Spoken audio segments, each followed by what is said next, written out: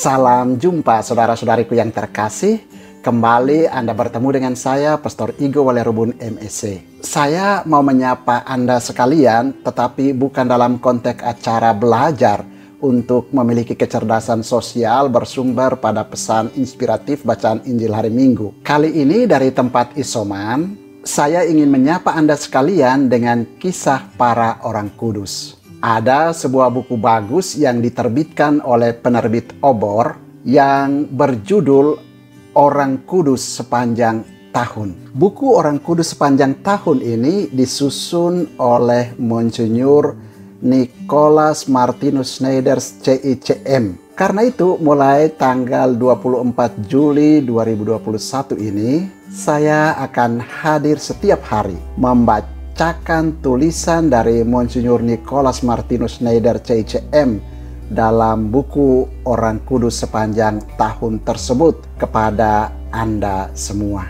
Harapan saya semoga kita bisa belajar mengenal, mengetahui riwayat hidup, semangat hidup, keteladanan hidup, serta inspirasi-inspirasi hidup dari para orang kudus dalam gereja kita yang kita peringati, kita pestakan, dan kita rayakan setiap hari, baik yang fakultatif maupun yang wajib. Selamat mendengarkan. Tanggal 24 Juli, Santo Kristoforus Martir. Kristoforus dikenal luas di kalangan umat sebagai penginjil dan martir. Kristoforus yang berarti pemikul Kristus, mati sebagai martir di Lycia, Asia Kecil pada masa pemerintahan Kaisar Decius tahun 2049 sampai 2051. Sebuah cerita kuno yang berkembang sekitar abad pertengahan tentang Kristoforus menyatakan bahwa dia berasal dari Kanaan, Palestina.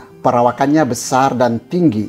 Cita-citanya ialah hanya mau melayani orang yang paling kuat dan berkuasa karena dikawali oleh banyak tentara yang terlatih. Oleh karena itu, ia lalu menjadi pelayan sang raja. Tidak lama kemudian, ia meninggalkan raja karena melihat bahwa raja bersama para pengawalnya yang kuat perkasa itu takut kepada setan. Maka ia lalu mengabdi setan yang dianggapnya paling kuat dan berkuasa atas manusia. Suatu ketika, ia bepergian bersama setan. Di tengah jalan, setan yang menjadi tuannya itu gemetar ketakutan tatkala melihat sebuah salib yang ditanam di pinggir jalan. Kristoforus jengkel dan lalu pergi meninggalkan setan itu. Kristoforus kemudian mendirikan sebuah gubuk kecil di pinggir sungai berdekatan dengan jalan penyeberangan yang banyak dilewati orang. Tugasnya di situ ialah membantu setiap orang yang mau menyeberang, namun takut akan derasnya aliran sungai itu. Kristoforus tidak takut karena badannya tinggi besar dan kuat.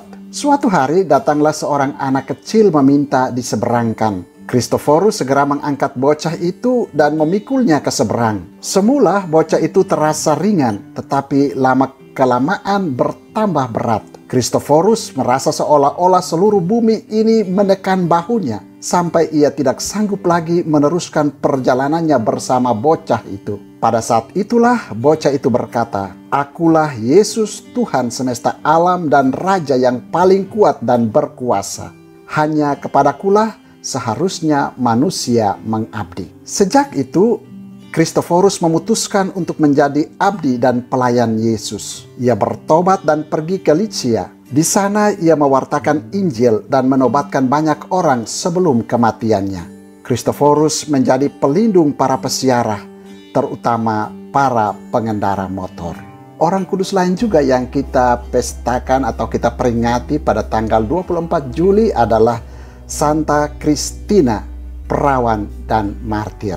Santa Kristina yang pestanya dirayakan hari ini ada dua orang. Kedua perawan suci ini mati sebagai saksi iman karena tidak mau mengkhianati iman mereka akan Kristus. Yang seorang lahir di Tirus, Venesia, dan sangat dihormati di kalangan gereja timur.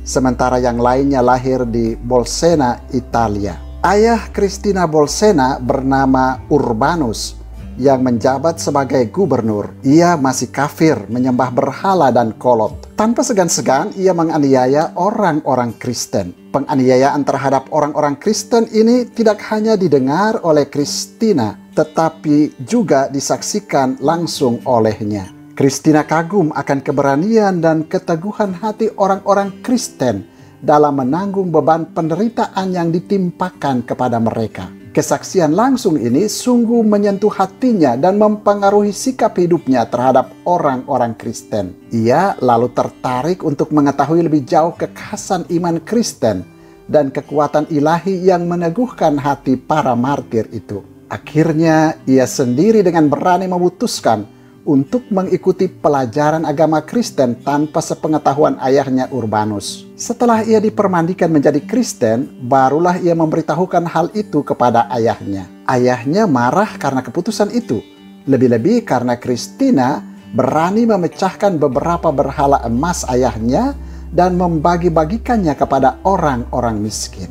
Christina didera sendiri oleh ayahnya dan disiksa dengan berbagai cara agar dia kembali kepada cara hidupnya yang dahulu. Namun semua siksaan itu sia-sia belaka. Bahkan siksaan-siksaan itu semakin memperteguh imannya. Christina teguh pada imannya sampai akhir hidupnya, mengikuti teladan para martir yang selalu dikaguminya. Ia mati dipenggal kepalanya oleh algojo ayahnya pada tahun 300. Demikian saudara, dua orang kudus yang kita peringati pada tanggal 24 Juli. Yang pertama adalah Santo Kristoforus Martir dan yang kedua adalah Santa Christina, perawan dan martir. Tuhan memberkati.